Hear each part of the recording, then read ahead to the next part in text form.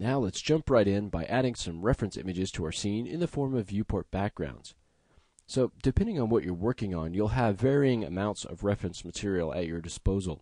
You may have very detailed blueprints to build from, or you may just have something sketched onto a napkin. Now in our case, we want to work from orthographic drawings of our character. Now this will help us to more closely match our artwork and will also allow you and I to create models that match more closely as well. Let's go ahead and take a look at some of the artwork that we have available to us for this particular project. Alright, so we'll start with the sort of head turnaround. So we've got a front view, we've got a side view, and we've got kind of a three-quarter view. We've also got the same views with this particular accessory, kind of an eye piece that goes over one eye. We've got the same views there. Okay, you'll notice from these that he just looks very bored. Now that's intentional in that we want to build our model with a sort of neutral expression. Okay, so just like we want to build well, we'll talk about the pose in a bit, but we want to be able to create the expression from the different blend shapes or whatever facial setup that we have. So we want to create our default model in sort of this neutral facial expression. You can see here some of the more expressive just kind of sketches here. If we look at the body turnaround, you'll see the same sort of thing. It's not really a natural pose here, but it's just something that sort of illustrates, when the arms are held out, it's going to be this long. When they're down to the side, it's going to be this long. Typically, we'll model in something where the arms are separated a little bit, some sort of a pose where they're separated a little bit from the body. So in this case, it would be a T pose if both arms were out to the side.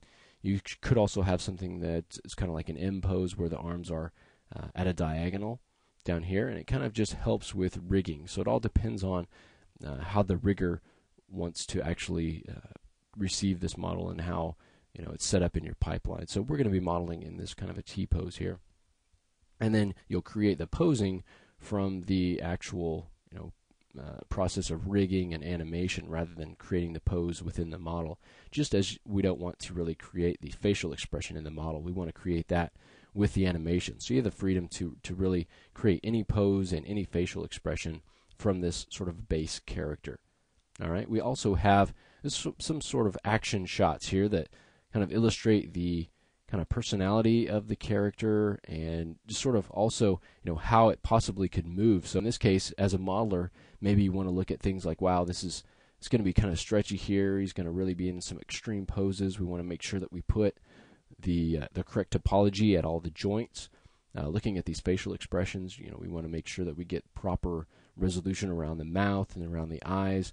And so these are things to look at when you're looking at some of this artwork.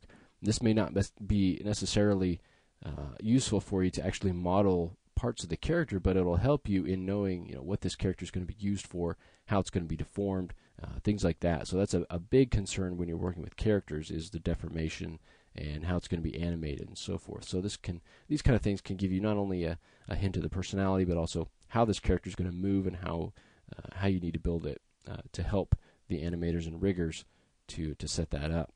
All right. So now that we have taken a look at some of the artwork, let's go ahead and add some drawings to our scene. So I'm going to add a viewport background here to our front view to begin with. So I've got that front view highlighted, the viewport, and I'll simply go to Views, Viewport Background, and you'll see here under Viewport Background the hotkey combination for that is Alt-B. So go ahead and open that up. And now we've got a section here for the actual file itself, but before I open up that file, I want to go down to aspect ratio and change that to match bitmap, so it matches the bitmap that we have, the image that we have. And I also want to turn on lock, zoom, and pan, and that's so that when I bring this image in and start creating geometry on top of it, if I decide to move around in the viewport or zoom in the viewport, I want that image to stay locked to that geometry. So I don't want it to kind of move around. I want it to move around with the as I move and pan. So that's sort of what that will do. Let's go ahead and now, with those two things set, we've got the viewport set to front and active only. Let's go ahead and now choose the actual image itself. So we'll go to Files, and these images are going to be located in your project files under your 3ds Max project, and then Scene Assets and Images. And I'm going to go ahead and choose the front image here. So go ahead and open that up, and this shows you your current path. If for some reason you need to use any of the project files that we've provided, any of the scene files, and any of these images are not coming through correctly, you may need to come in here. If you notice that the path is not matching up to where you have the project files located on your machine, you may need to come in here and under files, just go back in and find that wherever you have your project files. You may need to kind of relink that. So let's go ahead and say OK to that.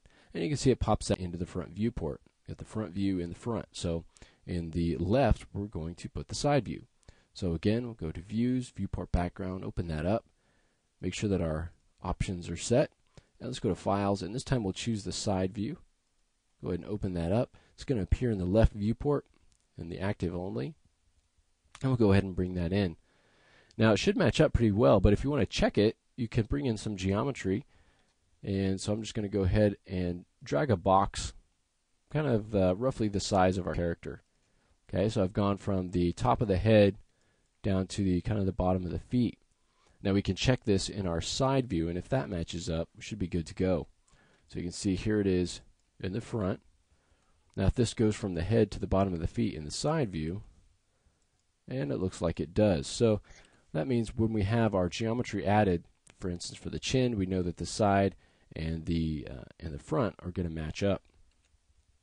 Okay, a couple things to be aware of when we're working with these viewport backgrounds. We'll be able to get this profile in, pretty well. We'll also be able to get this front view in fairly well. But there are going to be little things that don't quite match up. With these character drawings, you're never going to have everything match up perfectly. And when you go in and actually create geometry, all of those little things that don't quite match up, which you may not even be able to tell by looking at the images, we're working with position points in 3D space, and if it doesn't match up perfectly, you're going to be able to tell. So you may have to do a little bit of compromising, but hopefully these are going to match up well, and those compromises will be minimized. If the artwork doesn't match up at all, you're going to have issues, and it's really not going to help you at all to use those images, because in the end, you're going to have to come up with something. You're either going to have to match one and throw out the other, or you're going to have to come to some sort of a compromise. Okay, that's one of the things when you're dealing with multiple images like this. A lot of times you'll actually have just a kind of one perspective view of a character or object that you want to match up, and in many cases that's actually a little bit easier, as far as you just have to make it look like that. But in our case, we're trying to match up what I'm doing with what you're doing, and so this is going to make things, I think, a little bit easier. Okay. One other thing to be aware of is the fact that when we build this geometry to match from this view, and then we go in and match it from this view, we're not getting that detail that happens between this front and the side. So the cheek actually curves out, and if we just build it from here and then match to here, you're going to have kind of a flattened space there, so, and kind of a point right here. So that's something to be aware of, that we need to, as modelers, come in and know what happens between here and here and be able to build that in. Okay, and also be able to come in and visualize where the edge flow is going to happen, and that's something that we'll get into as we go along in the training. All right, so now that we've got our viewport backgrounds set up, I think we're kind of ready to start adding some geometry in here. So let's begin by working on the head, and we'll start by adding some geometry. Just follow along with this profile. Okay, and so we'll build the profile, and then we'll start to kind of create a framework for this head. If you look at this, it's got some very interesting landmarks and some places that we know where we want some topology to flow, and we can build those in first and then kind of fill in the rest of the geometry later on. So let's go ahead and in the next lesson just start adding some geometry to our scene.